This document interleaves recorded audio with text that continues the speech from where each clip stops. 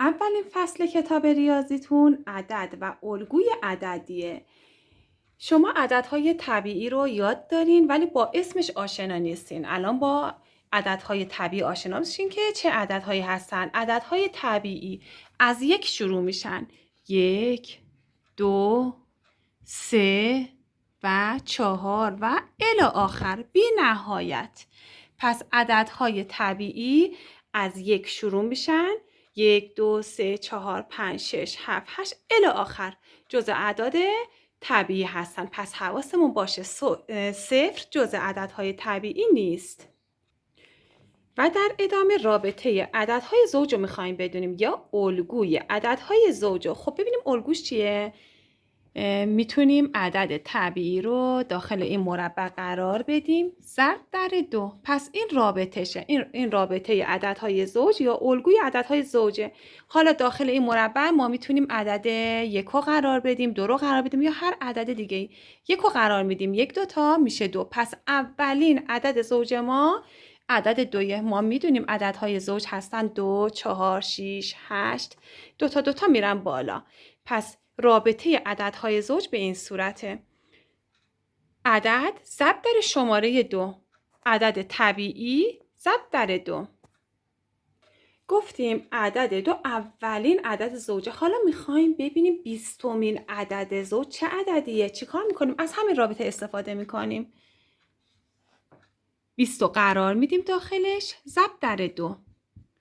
خب 20 تا 2 تا میشه چی؟ میشه 40. پس 20مین عدد زوج عدد 40 هستش. حالا میخوایم ببینیم عدد 100 چندمین عدد زوجمونه. خب ما عدد رو داریم، پس بریم همین رابطه رو بذاریم دوباره. ضرب در یه عددی بوده، ضرب در 2 شده، مساوی شده با 100. ما اینجا 100 رو داریم، میخوایم ببینیم 100 چندمین عددمونه، چندمین عدد زوجمونه.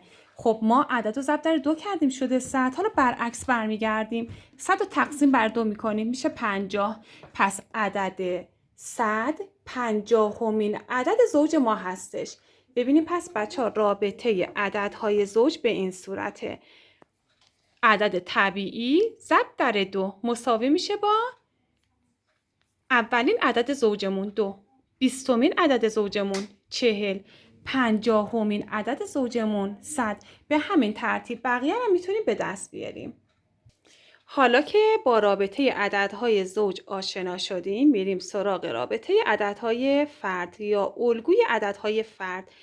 ببینیم از همین رابطه استفاده کنیم. عدد طبیعیمون داخل مربع میره. عدد طبیعی ضرب در 2. خب داخل پرانتز بذاریم ضرب در 2 منهای 1. حواسمون باشه.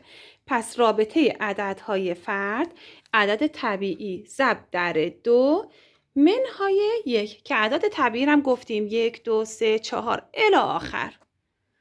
حالا ما ببینیم اولین عدد فردمون چیه؟ 1 رو اینجا قرار بدیم. 1 2 تا میشه 2 منهای 1 مساوی میشه با 1. یعنی اولین عدد فرد ما عدد 1 هستش. عددهای فرد میشه 1 3 5 7 9 و الی آخر. آخرین عدد فردمون مشخص نیست، بی نهایت.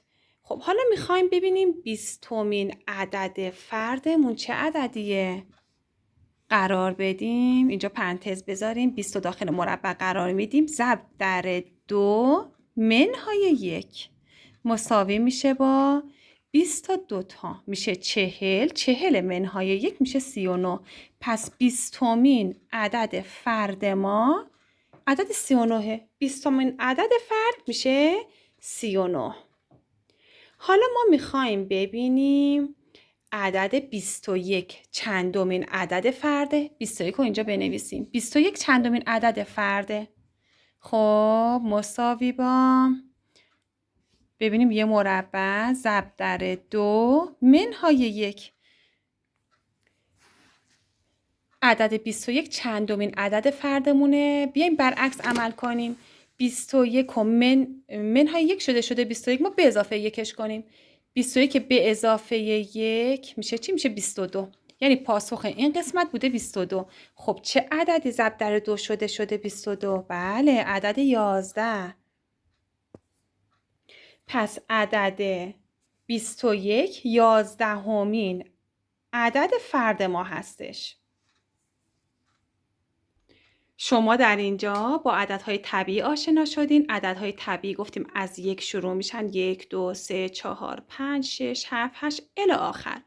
با رابطه عددهای زوج آشنا شدین که چجوری بفهمیم. حالا به طور مثال 10مین عدد زوجمون چنده؟ میگیم عددمون ضرب در 2. خب پس 10 ضرب در 2 میشه 20. یعنی 10مین عدد زوج ما عدد 20 هستش. رابطه عددهای فرد آشنا شدین که باز عدد طبیعی ضرب در 2 منهای 1. تا ضرب در 2ش با رابطه عددهای زوج مشترکه ولی که عدد فرده، رابطه عددهای فرده. حالا 10میش میشه چی؟ 10 ضرب در 2 میشه 20 منهای 1 میشه 19. یعنی 20مین عدد فردمون میشه 19.